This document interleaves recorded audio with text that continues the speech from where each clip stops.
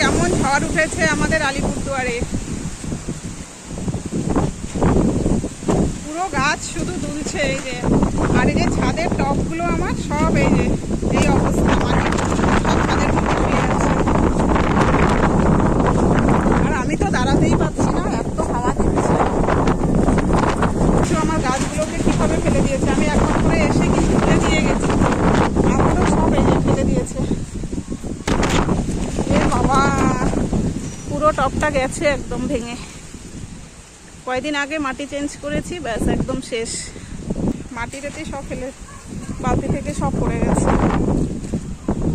এই দেখো কি অবস্থা। ফুলগুলো কি দারুণ লাগছে না দেখতে। বলতে বলতে এমন ঝড় শুরু হয়ে গেল।